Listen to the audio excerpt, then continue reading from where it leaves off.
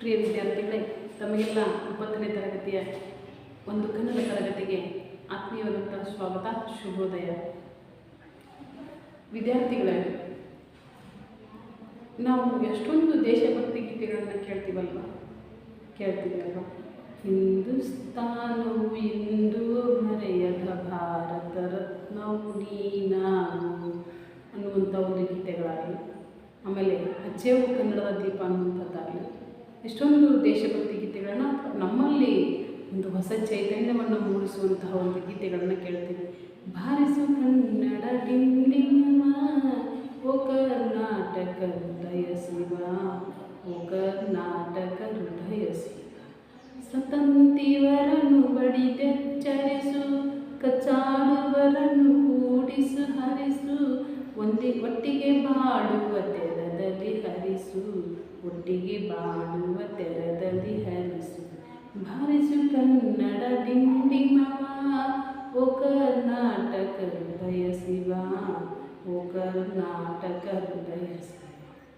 ಇಲ್ಲಿ ಕವಿ ಏನು ಹೇಳ್ತಾರೆ, ಕರ್ನಾಟಕದ ಹೃದಯವಿರುವಂಥ ಎಲ್ಲರೂ ಒಂದುಗೂಡಿಸು, ಒಟ್ಟು ಬಾಳಿಸು, ಭೇದಗಳು ಬೇಡ, ಜಗಳಾಡೋದು ಬೇಡ, ದ್ವೇಷಗಳು ಬೇಡ ಅನ್ನುವಂಥದ್ದನ್ನು ಆಹ್ವಾನವನ್ನು ಕೊಡ್ತಾರೆ. ಕಟ್ಟುವೆವು ನಾವು ಹೊಸನಾಡೊಂದನ್ನು ರಸದ ಬೀಡೊಂದನ್ನು ಅಂತ ಅಡಿಗರು ಹೇಳ್ತಾರೆ. ಕಟ್ಟುವೆವು ನಾವು ಹೊಸನಾಡೊಂದನ್ನು ರಸದ ಬೀಡೊಂದನ್ನು ಅನ್ನುವಂಥದ್ದು. ಆಮೇಲೆ ಈ ತರನಾದಂಥ ಗೀತೆಗಳಿಂದ ನಾವೇನು ತಿಳ್ಕೊತೀವಿ ಅಂತಂದರೆ, ಯುವಕರಲ್ಲಿ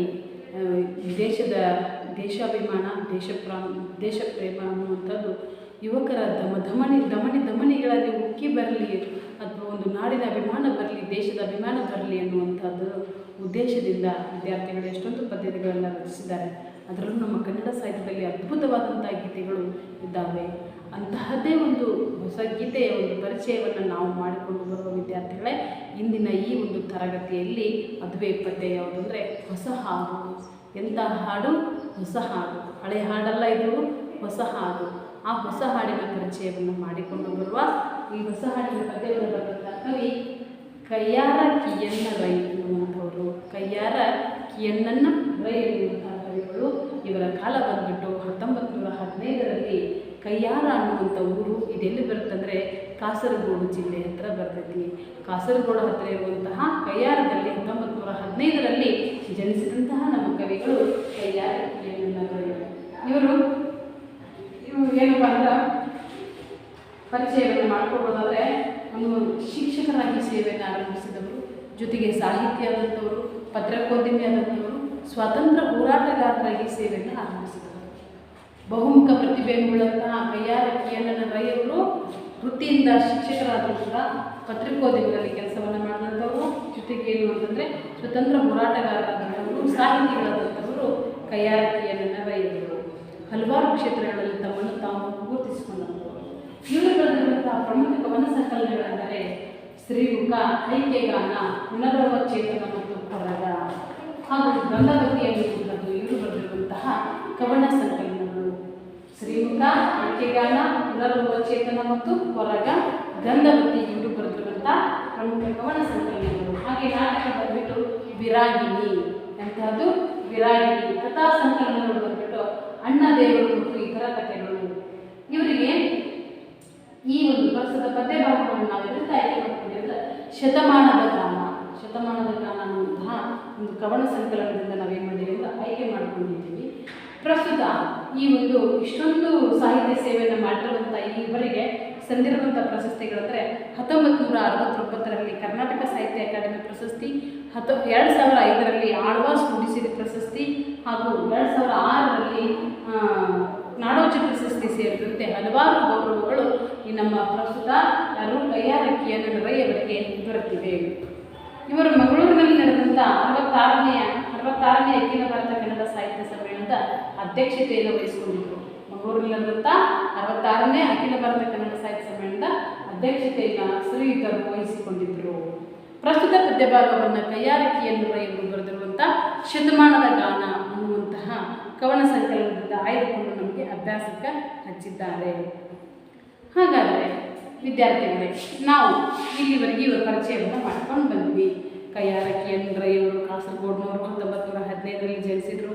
ಬಹುಮುಖ ಪ್ರತಿಭೆಯನ್ನು ಉಳ್ಳವರಾಗಿದ್ದರು, ಶಿಕ್ಷಕರಾಗಿದ್ದರು, ಪತ್ರಕರ್ತರಾಗಿದ್ದರು, ಜೊತೆಗೆ ಸಾಹಿತಿನೂ ಆಗಿದ್ದರು. ಎಲ್ಲ ಆದಂಥ ಇವರು ಸಮಾಜದ ಸೇವೆಯನ್ನು ತೊಡಕೊಂಡಂಥ ಕವಿಗಳಾಗಿದ್ದರು. ಜೊತೆಗೆ ಇವರು ಬರೆದಿರುವಂಥ ಕವನ ಸಂಕಲನಗಳು ಯಾವುದು ಅಂದರೆ ಹೇಳಿದ್ವಿ, ಶ್ರೀಮುಖ, ಐಕ್ಯಗಾನ, ಪುನರ್ಭವ ಚೇತನ ಮತ್ತು ಹೊರಗ ಅನ್ನುವಂಥದ್ದು, ಗಂಧವತಿ ಅನ್ನುವಂಥ ಕವನ ಸಂಕಲನ ಬರೆದರು. ಹಾಗೆ ನಾಟಕ ಬಂದ್ಬಿಟ್ಟು ವಿರಾಗಿ ಇವರ ನಾಟಕವಾಗಿದೆ. ಕಥಾ ಸಂಕಲನಗಳು ಅಣ್ಣದೇವರು ಮತ್ತು ಇತರ ಕಥೆಗಳು ಆಗಿದ್ದು, ಇಷ್ಟೊಂದು ಸಾಹಿತ್ಯ ಸೇವೆಯನ್ನು ಮಾಡಿರುವಂಥ ಇವರಿಗೆ 2006ರಲ್ಲಿ ಆಳ್ವಾ ಸುದ್ದಿ ಪ್ರಶಸ್ತಿ, 2005ರಲ್ಲಿ ಏನು ಬಂದಿತ್ತು, 2005ರಲ್ಲಿ ಆಳ್ವಾ ಸುದ್ದಿ ಪ್ರಶಸ್ತಿ, 2006ರಲ್ಲಿ ನಾಡೋಜ ಪ್ರಶಸ್ತಿಗಳು ದೊರೆತಿವೆ. ಹಾಗೂ 1969ರಲ್ಲಿ ಕರ್ನಾಟಕ ಸಾಹಿತ್ಯ ಅಕಾಡೆಮಿ ಪ್ರಶಸ್ತಿ ದೊರೆತಿದೆ. ಪ್ರಸ್ತುತ ಪದ್ಯಭಾಗವನ್ನು ಇದರಿಂದ ಆಯ್ಕೆ ಮಾಡಿಕೊಂಡು ಮಕ್ಕಳ ಶತಮಾನದ ಗಾನ ಅನ್ನುವಂಥ ಒಂದು ಕವನ ಸಂಕಲನದಿಂದ ಆಯ್ಕೆ ಮಾಡಿಕೊಂಡಿದ್ದೀವಿ. ಹಾಗಾದರೆ ಈ ಹೊಸ ಹಾಡು ಪದ್ಯವನ್ನು ಅಧ್ಯಯನ ಮಾಡೋದ್ರಿಂದ ನಾವೇನು ತಿಳ್ಕೊತೀವಿ, ಅಥವಾ ಈ ಪದ್ಯದ ಆಶಯ ಭಾವವೇನು, ಏನು ತಿಳ್ಸಕ್ಕೆ ಹೊಂಟೈತಿ ಈ ಪದ್ಯ ನಮಗೆ, ನಮ್ಮಲ್ಲಿ ಏನು ಬದಲಾವಣೆ ಮಾಡಕ್ಕೆ ಹೊಂಟೈತಿ ಅನ್ನುವಂಥದ್ದು ವಿಚಾರವನ್ನು ನೋಡೋದಾದರೆ, ಬದುಕಿಗೆ ಹೊಸ ತಿರುವನ್ನು ನೀಡಬಲ್ಲ, ಹೊಸ ಆಶಯವನ್ನು, ಜೀವನದ ಗತಿಯನ್ನು ಬದಲಿಸಿ ಹೊಸ ಹುರುಪನ್ನು ತುಂಬಬಲ್ಲ, ಹಳೆಯ ಮೌಢ್ಯವನ್ನು ಕಡೆದೊಗೆದು ಹೊಸ ಭಾವನೆಗಳನ್ನು ಸೃಜಿಸಬಲ್ಲ ಹೊಸ ಹಾಡನ್ನು ಹಾಡಬೇಕು. ನಮ್ಮ ಬದುಕು ಹೇಗಾಗಿದೆ ಮಕ್ಕಳಂದ್ರೆ, ಅಂಧಕಾರದಿಂದ ಕೂಡಿದೆ, ಅಜ್ಞಾನದಿಂದ ಕೂಡಿದೆ, ಕತ್ತಲೆಯಿಂದ ಕೂಡಿದೆ, ಮೌಢ್ಯದಿಂದ ಇದೆ.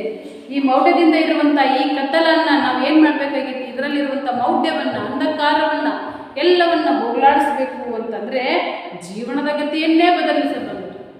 ಇದ್ದಂತಹ ನಮ್ಮ ಜೀವನವನ್ನೇ ಪೂರ್ತಿ ಬದಲಾಯಿಸಿಬಿಡುವಂಥದ್ದು, ಹೊಸ ಚೈತನ್ಯವನ್ನು ನೀಡುವಂಥದ್ದು, ಹೊಸ ಹುರುಪನ್ನು, ಹೊಸ ಹುಮ್ಮಸ್ಸನ್ನು, ಹೊಸ ದಿಕ್ಕನ್ನು ಮಾಡುವಂಥದ್ದು, ನೀಡುವಂಥದ್ದು ಯಾವುದು ಅಂತಂದರೆ ಈ ಒಂದು ಹಾಡು. ಅಂಥ ಹಾಡನ್ನು ಹಾಡಬೇಕು ಅನ್ನುವಂಥದ್ದು. ಆ ಹಾಡು ಎಲ್ಲರಲ್ಲೂ ಕ್ರಾಂತಿಯನ್ನು ಉಂಟು ಮಾಡಬೇಕು. ಕೇವಲ ಅವರೊಬ್ಬರು ಇವರೊಬ್ಬರು ಅಷ್ಟೇ ಜಾಣರಾದ್ರಲ್ಲ, ಅವರೊಬ್ಬರು ಇವರೊಬ್ಬರು ಬದಲಾದ್ರಲ್ಲ. ಈ ಹಾಡು, ಈ ಹಾಡಿನ ಒಂದು ಕಿಚ್ಚು ಎಲ್ಲರಲ್ಲಿ ಕ್ರಾಂತಿ ಕಿಚ್ಚನ್ನು ಹಚ್ಚಬೇಕು, ಎಲ್ಲರಲ್ಲಿ ಬದಲಾವಣೆ ಆಗಬೇಕು, ಎಲ್ಲರೂ ಬದಲಾವಣೆಗೆ ಸನ್ನದ್ಧರಾಗಬೇಕು. ನೋಡ್ರಿ, ಹಳೆ ನೀರು ಹೊಸ ನೀರು ಬಂದಾಗ ಹಳೆ ನೀರು ಕೊಚ್ಚಿ ಹೋಗುವ ಹಾಗೆ, ಜಡತ್ವವನ್ನು ಕಟ್ಕೊಂಡಿರುವ ಮಲಿನತೆಯಿಂದಿರುವಂಥ ಪಾಚಿ ಬೆಳೆದಂಥ ನೀರು ಹೊಸ ನೀರು ಬಂದಾಗ, ಮುಂಗಾರಿನ ಮಳೆ ರಭಸಕ್ಕೆ ಎಲ್ಲವೂ ಕೊಚ್ಕೊಂಡು ಹೋಗುವ ಹಾಗೆ ಕ್ರಾಂತಿಯ ಕಿಡಿ ಹಚ್ಚಿದಾಗ ಎಲ್ಲವೂ ಹಳೆದು ಏನು ಕಿತ್ತೊಗೆದು ಬೇಕು, ಮೌಢ್ಯವು ಹೋಗಬೇಕು, ಅಂಧಕಾರ ಹೋಗಬೇಕು, ನಮ್ಮಲ್ಲಿರುವಂಥ ಎಲ್ಲ ದುಶ್ಚಟಗಳು ಹೋಗಿ ನಾವೇನಾಗಬೇಕು, ಬದಲಾಗಬೇಕು, ನಮ್ಮಿಂದ ಏನಾದರೂ ಸಮಾಜಕ್ಕೆ ಏನಾಗಬೇಕು, ಒಳಿತಾಗಬೇಕು ಅನ್ನುವಂಥದ್ದನ್ನು ಹೇಳ್ತಾರೆ ನೋಡಿ. ಅದರ ಮಾರ್ದನಿಗಳು ಭೂಮಿಯ ಆಕಾಶವನ್ನು ತುಂಬಬೇಕು, ಕ್ರಾಂತಿಯ ಕಿಡಿ ಎಲ್ಲೆಲ್ಲಿಗೆ ಹಬ್ಬಬೇಕು, ಭೂಮಿ ಮತ್ತು ಆಕಾಶದುದ್ದಕ್ಕೂ ಹಬ್ಬಬೇಕು. ಎಲ್ಲ ಕೀಳರಿಮೆಗಳನ್ನು ಕಡೆದೊಗೆದು ಹೊಸ ಹುರುಪನ್ನು ತುಂಬುವ ಹಾಡಿದಾಗಿದೆ. ಅದು ಮೇಲಲ್ಲ, ಇದು ಮೇಲಲ್ಲ, ನೀನು ಉಚ್ಚ ಅಲ್ಲ, ನೀಚ ಅಲ್ಲ, ಅಧಮ ಅಲ್ಲ, ಉತ್ತಮ ಅಲ್ಲ, ಯಾವುದೂ ಅಲ್ಲ, ಎಲ್ಲರೂ ಒಂದೇ. ಎಲ್ಲರಲ್ಲೂ ಬದಲಾವಣೆ ಆಗಬೇಕು, ಎಲ್ಲರಲ್ಲೂ ಹೊಸ ಹುರುಪು, ಹೊಸ ಚೈತನ್ಯ, ಹೊಸ ಇದನ್ನು ತುಂಬಬೇಕು ಅನ್ನುವಂತಹದ್ದು ಇದಾಗಿದೆ. ಹುರುಪನ್ನು ತುಂಬುವಂಥ ಹಾಡು ಪ್ರಸ್ತುತ ಹೊಸ ಹಾಡಾಗಿದೆ. ಇಂತಹ ಸ್ಫೂರ್ತಿಯ ಚಿಲುಮೆಯಾಗುವ ಹಾಡನ್ನು ಹಾಡಬೇಕು. ಎಲ್ಲರಲ್ಲಿ ಬದಲಾವಣೆಯನ್ನು ಉಂಟು ಮಾಡುವಂಥದ್ದು, ಎಲ್ಲರಲ್ಲೂ ಕ್ರಾಂತಿಯನ್ನು ಉಂಟು ಮಾಡುವಂಥ ಹಾಡು ಇದೇನಾಗ್ತೈತಿ ಅಂದ್ರೆ ಎಲ್ಲರಿಗೂ ಸ್ಫೂರ್ತಿ ಆಗ್ತೈತಿ, ಎಲ್ಲರಿಗೆ ಮಾದರಿ ಆಗ್ತೈತಿ, ಎಲ್ಲರ ಜೀವನದಲ್ಲೂ ಬದಲಾವಣೆಯನ್ನು ತರುವಂಥದ್ದು ಹಾಡು ಇದಾಗಬೇಕು ಅಂತ ಹೇಳ್ತಾರೆ. ಅದು ನಿತ್ಯ ನೂತನವಾಗಿರಬೇಕು. ಈ ಹಾಡು ಕೇವಲ ಒಂದೇ ದಿವಸ ಹಾಡು ಹೋಗುವುದಿಲ್ಲ, ಈ ಕೇವಲ ಒಂದೇ ದಿವಸ ಹೇಳಿರುವಂಥದ್ದೆಲ್ಲ ನಮ್ಮಲ್ಲಿ ಬದಲಾವಣೆ ಅನ್ನೋದೇನಾಗಿರಬೇಕು, ನಿತ್ಯ ನೂತನವಾಗಿರಬೇಕು. ದಿನವೂ ನಮ್ಮ ಹೊಸದಾಗಿ ಕಾಣಬೇಕು. ಹೌದಾ? ನಿತ್ಯಗೊಮ್ಮೆ ಮರಣ, ನಿತ್ಯಗೊಮ್ಮೆ ಜೀವನ ಅನ್ನೋ ಹಾಗೆ ನಿತ್ಯವೂ ನಾವು ಹೊಸಬರಾಗಬೇಕು, ಹೊಸದನ್ನು ಕಲಿಯುವಂಥದ್ದಾಗಬೇಕು. ಅದು ಬರೀ ಒಂದು ದಿವಸ ಕ್ರಾಂತಿ ಮಾಡೋದಾಗಲಿ, ಒಂದು ದಿವಸ ಆಚರಣೆ ಮಾಡೋದಾಗೋದಲ್ಲ. ಜೀವನದಲ್ಲೂ ಏನಪ್ಪ ಅಂದರೆ ಪ್ರತಿ ಹಂತದಲ್ಲೂ ಬದಲಾವಣೆಗಳಿರಬೇಕು, ಪ್ರತಿ ಹಂತದಲ್ಲೂ ಹೊಸದನ್ನು, ನಾವೀನ್ಯತೆಯನ್ನು ಕಾಣುವಂಥ ಬದುಕು ನಮ್ಮದಾಗಬೇಕು ಅನ್ನುವಂಥ ಒಂದು ಆಶಯ ಭಾವವನ್ನು ಪದ್ಯದಲ್ಲಿ ಹೇಳ್ತಾರೆ.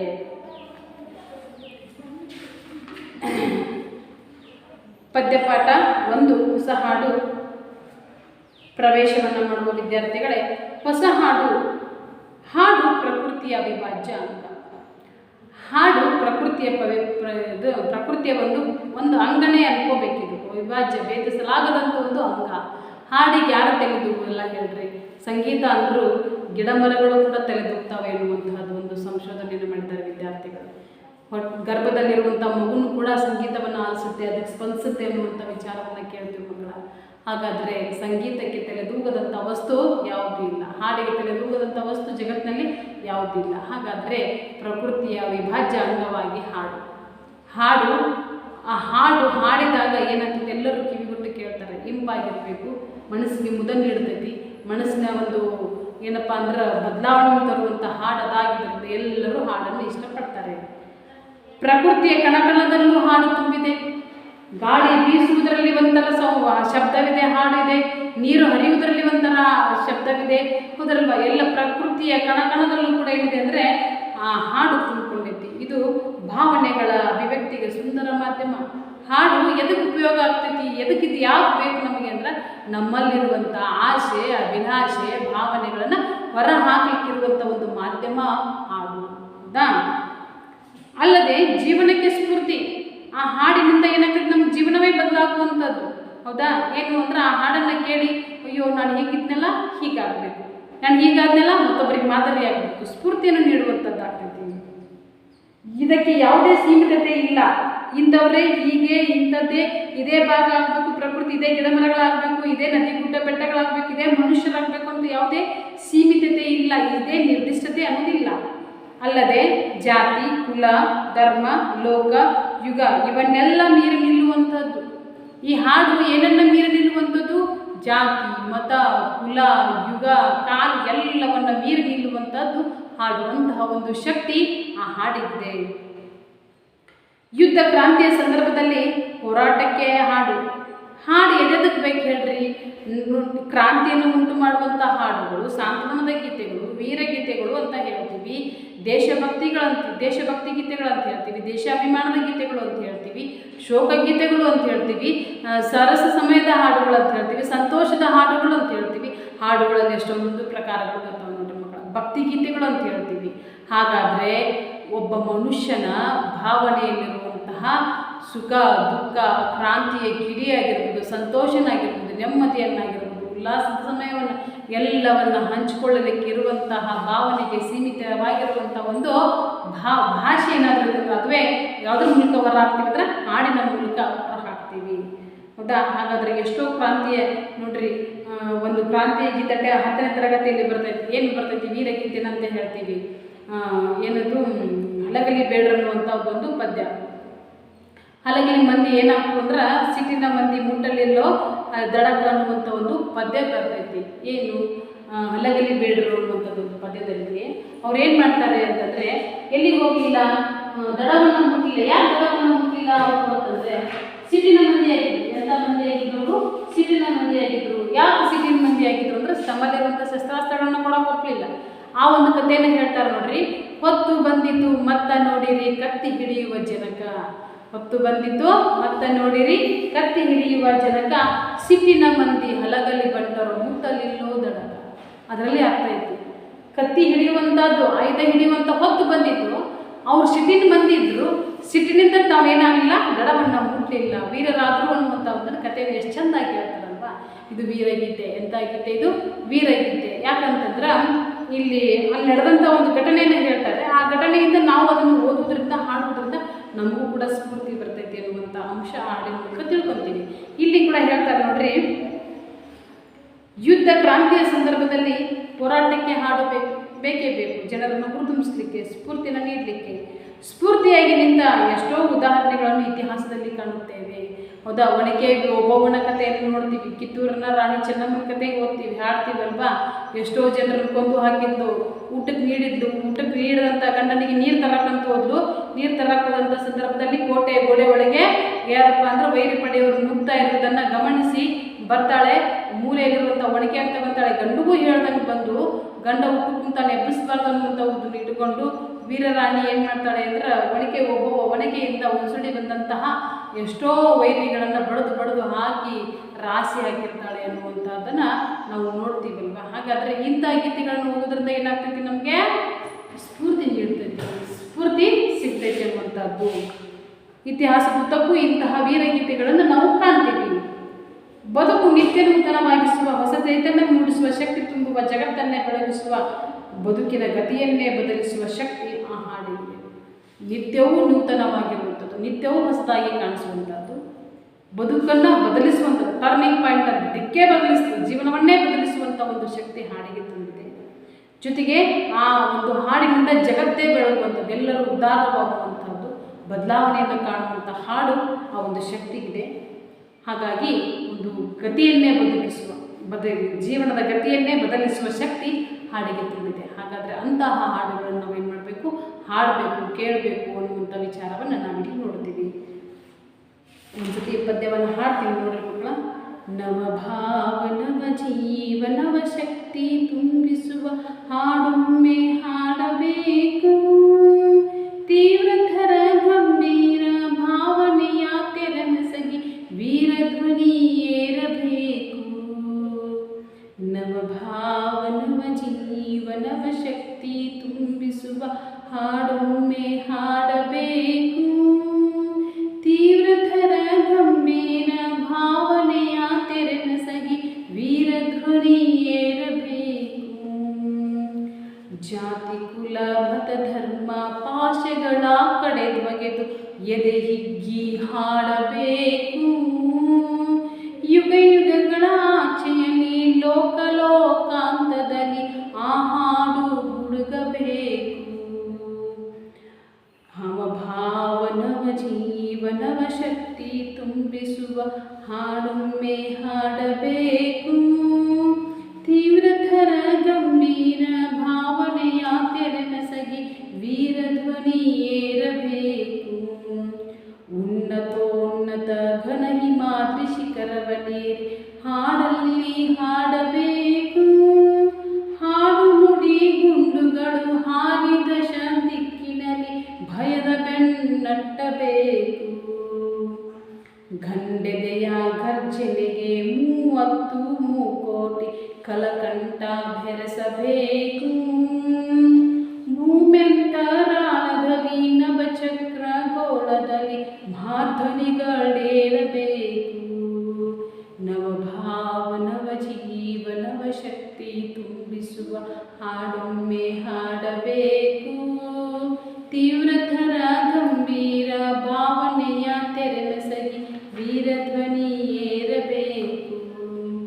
ಝರನೆದ್ರೆ ಸಿಡಿದೆದ್ದ ವೀರ ಅಟ್ಟಹಾಸದಲ್ಲಿ ಭಾನುಭುವಿ ಬೆಳಗಬೇಕು, ನಡೆನುಡಿಗಳೆಡೆಯಲ್ಲಿ ಪದತಾಳ ಗತಿಯಲ್ಲಿ ಕ್ರಾಂತಿ ಕಿಡಿ ಕೆರಳಬೇಕು.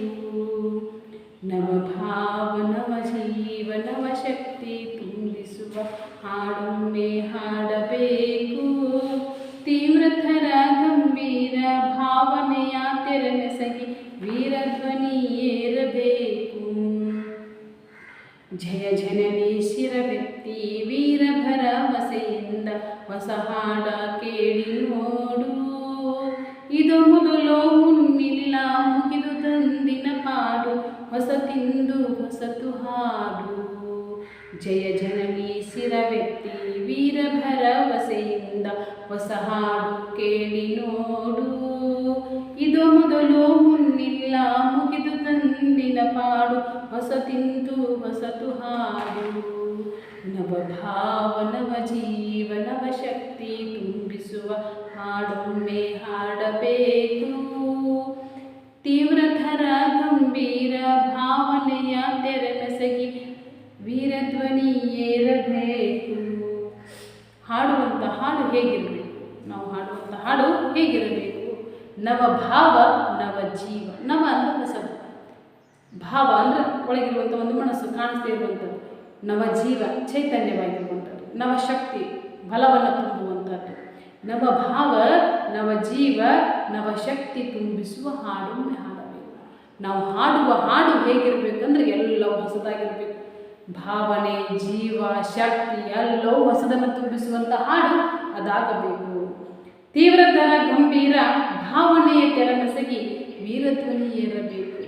ನಮ್ಮಲ್ಲಿರುವಂಥ ತೀವ್ರತೆ ಅಂದ್ರೆ ಹೆಚ್ಚಾಗಿರುವಂಥ ಕುಣಿತಾ ಇರುವಂತಹ ತೀವ್ರತರ ಗಂಭೀರ.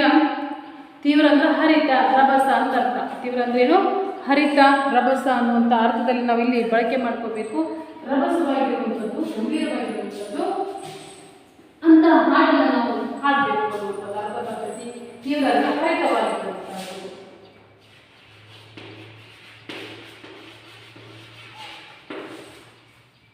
ತೀವ್ರತರ ಗಂಭೀರ ಭಾವನೆಯ ತೆರೆ ಬೆಸಗಿ ವೀರಧ್ವನಿ ಏರಬೇಕು. ಎಂತಹ ಧ್ವನಿ ಏರಬೇಕು ಅಂದ್ರೆ ವೀರತನದ ಶೂರತನದ ಧ್ವನಿ ಅದರಲ್ಲಿ ಏರಬೇಕು. ಭಾವನೆ ತೆರೆ ಅಂದರೆ ಮುಸುಗು, ತೆರೆ ಅಂದ್ರೆ ತರಂಗ, ಇಲ್ಲಿ ಒಂಥರ ತೆರೆ ಅಂದ್ರೆ ತರಂಗ.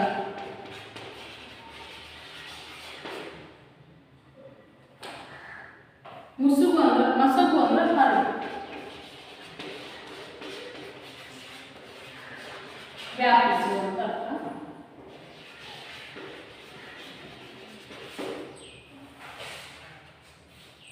ತೀವ್ರತರ ಗಂಭೀರ ಭಾವನೆಯ ತೆರೆ ಮಸಗಿ ಅಲೆಗಳು ಮಸಗಿ ಹರಡಿ ವೀರಧ್ವನಿ ಏರಬೇಕು.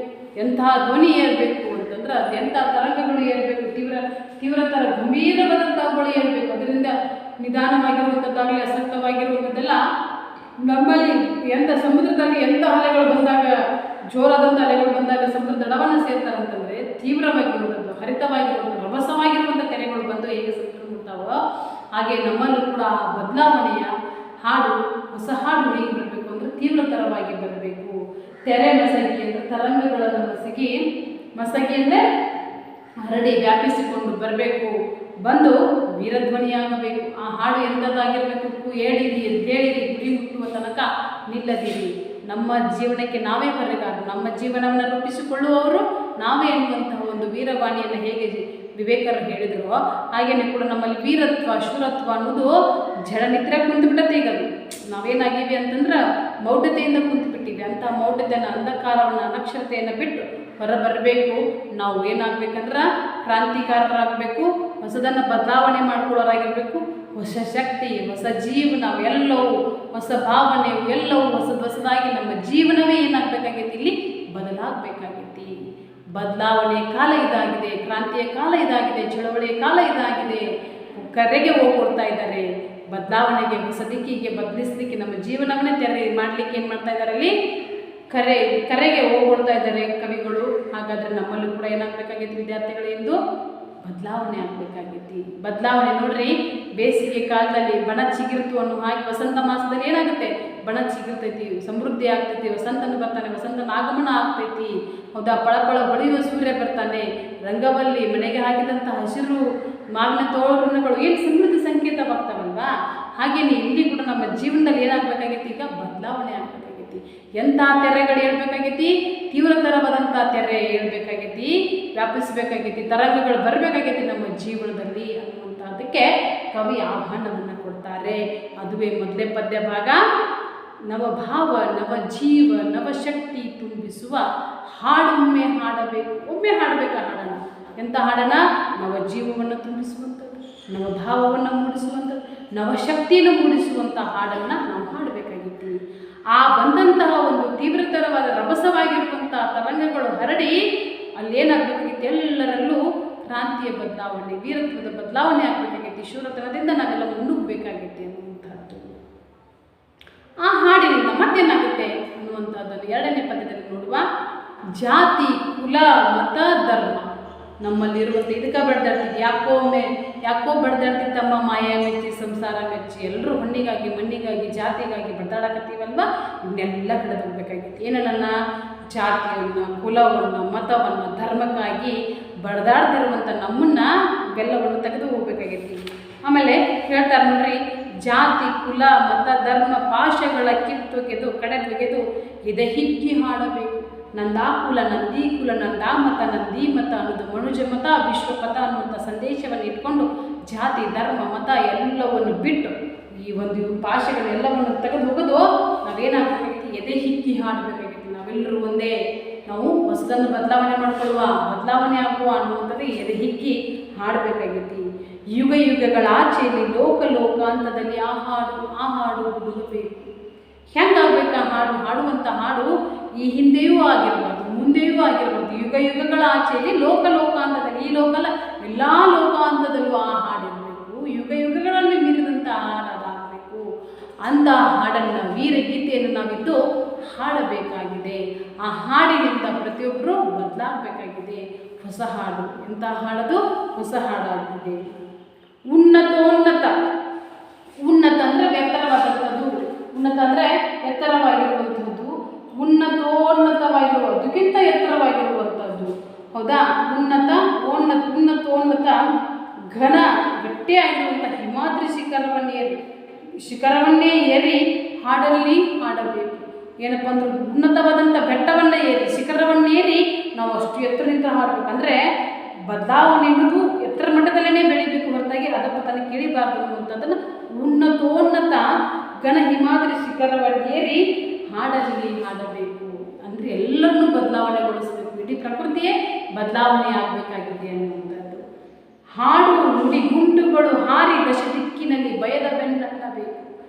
ನಮ್ಮಲ್ಲಿರುವಂಥ ಭಯ, ಅಂಧಕಾರ, ಸಂಶಯ ಇವೇನಿದಾವಲ್ವ ಇವೆಲ್ಲವೂ ಹೋಗ್ಬೇಕಾಗೈತಿ.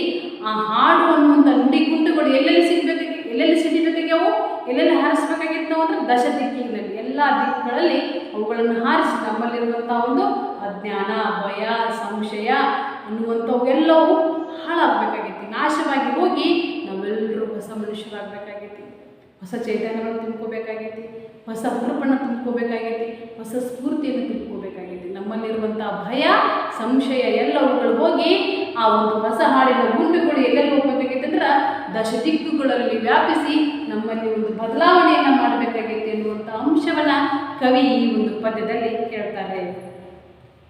ಗಂಡೆದೆಯ ಗರ್ಜನೆಗೆ 30 ಮೂಕೋಟಿ. ನಾವು ಎಂಥವರಾಗಬೇಕು? ಗಂಡೆದೆಯವರಾಗಬೇಕು. ಹೌದಾ. ಗಂಡು ಮಕ್ಕಳಿಗೆ ಧೈರ್ಯ ಜಾಸ್ತಿ ಅಂತ ನೋಡ್ರಿ, ಯಾವುದಕ್ಕೂ ಹೆದರಲ್ಲ ಅಂತೀವಿ. ಗಂಡೆದೆಯ ಗರ್ಜನೆಯ 30 ಮೂಕೋಟಿ. ಅದು ನಮ್ಗೆ ಎಷ್ಟದ ಒಂದರಲ್ಲಿ 30 ಮೂಕೋಟಿ. ಅಷ್ಟೊಂದು ಏನಪ್ಪ 30 ಮೂಕೋಟಿ ಕಲಕಂಠ ಬೆರೆಸಬೇಕು. ನಾವೇನು ಮಾಡಬೇಕಾಗೈತೆ ಅಂದ್ರೆ ಇಂಪಾದ ಧ್ವನಿಯನ್ನು ಬೆರೆಸಬೇಕಾಗೈತೆ. ಒಂದು ಕೈಯಿಂದ ಚಪ್ಪಾಳೆ ಆಗಲ್ಲ, ಒಂದು ಕೈಯಿಂದ ಚಪ್ಪಾಳೆ ಆಗಲ್ಲ. ಭಾಳ ಚಿಟಕಿ ಹೊಡಿತೀವಿ, ಚಿಟಕಿ ಹೊಡೆದ್ರೆ ಚಪ್ಪಾಳೆ ಬರಲ್ಲ, ಚಪ್ಪಾಳೆ ತಟ್ಟಿದ್ರೆ ಆಗ್ತೈತಿ. ಹಾಗಾದರೆ ಒಬ್ಬರಿಂದ ಇಬ್ಬರಿಂದ ಸಾಧನೆ ಮಾಡುವಂಥದ್ದಲ್ಲ, ಒಬ್ಬರಿಂದ ಇಬ್ಬರಿಂದ ಬದಲಾವಣೆ ಮಾಡುವಂಥದ್ದಲ್ಲ.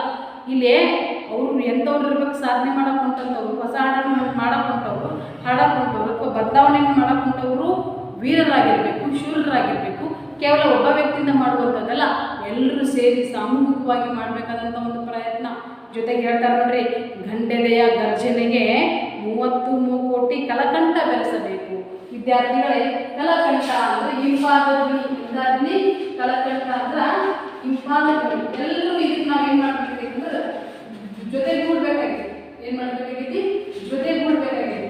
ಕೈಯನ್ನು ಸೇರಿಸ್ಬೇಕಾಗೈತಿ. ಕೈಯನ್ನು ಸೇರಿಸಿ ನಾವೆಲ್ಲರೂ ಏನು ಮಾಡಬೇಕಾಗೈತಿ?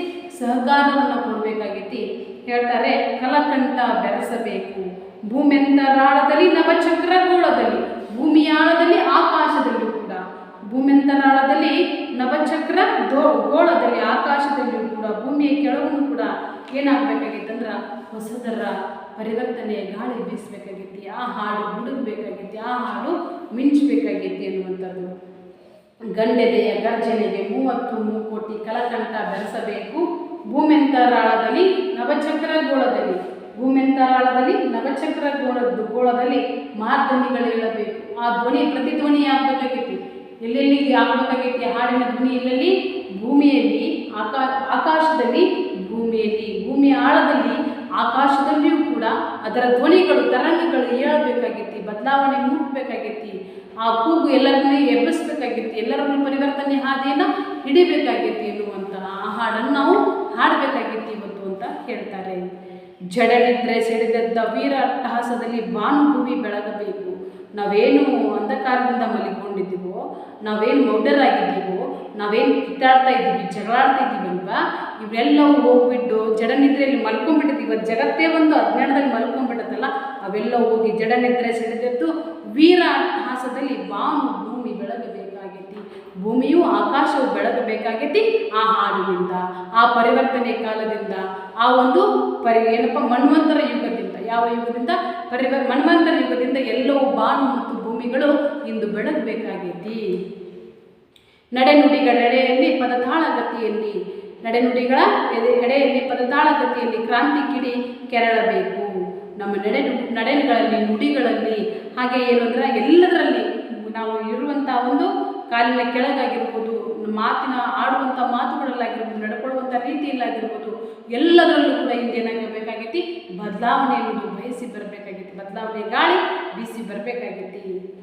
ಜಯ ಜನನಿ ಶಿರವೆತ್ತಿ ವೀರ ಭರವಸೆಯಿಂದ ಹೊಸ ಹಾಡ ಕೇಳಿ ನೋಡು ತಾಯಿ, ನಾವು ಇವತ್ತು ಹೊಸ ಹಾಡನ್ನು ಹಾಡಾಕತ್ತೀವಿ, ಬದಲಾವಣೆಯನ್ನು ಮಾಡಾಕತ್ತೀವಿ. ತಾಯಿ ನೀನು ಕೂಡ ತಲೆ ತೆಗೆಸ್ಕೋಬೇಡ, ತಲೆ ಎತ್ತಿ ಈ ಹಾಡನ್ನು ಕೇಳು ನೋಡು ತಾಯಿ ಅಂತ ಭಾರತ ಮಾತೆಗೆ ಆಹ್ವಾನವನ್ನು ಕೊಡ್ತಾ ಇದ್ದಾರೆ. ಇದೋ ಮೊದಲು ಮುನ್ನಿಲ್ಲ ಮುಗಿದು ದಂದಿನ ಪಾಡು ಹೊಸತಿಂದು ಹೊಸತು ಹಾಡು. ತಾಯಿ ಇಲ್ಲಿವರೆಗೆ ನೀನು ಅನುಭವಿಸ್ಕೊಂಡು ಬಂದಂಥ ನರಕಯಾತನೆ ಸಾಕಿ, ಇದೆಲ್ಲದೂ ಹೋಗುತ್ತೆ. ಇನ್ನು ಇದೇ ಮೊದಲು, ಇನ್ಯಾವುದು ನೀನು ಕೊನೆ ಅನ್ನೋದಿಲ್ಲ. ಇನ್ನು ಯಾವಾಗಿದ್ರೂ ನೀನು ಪರಿವರ್ತನೆ ಆಗ್ತೈತಿ, ಇನ್ನೆಲ್ಲ ಕಷ್ಟ ಕಾರ್ಪಣ್ಯಗಳು ಮುಗಿದು ಹೋಗ್ತಾವೆ ಅಂತ ಹಾಡನ್ನು ಹಾಡಾಕತ್ತೀವಿ, ಅಂತ ಬದಲಾವಣೆಯನ್ನು ಮಾಡಾಕತ್ತೀವಿ. ಅಂತ ವೀರರಿದ್ದಾರೆ, ಶೂರರಿದ್ದಾರೆ. ಈ ಒಂದು ಬದಲಾವಣೆ ಮಾಡೋಕ್ಕೆ ಮುಂಚೂಣಿಯಲ್ಲಿ ನಿಲ್ತೀವಿ.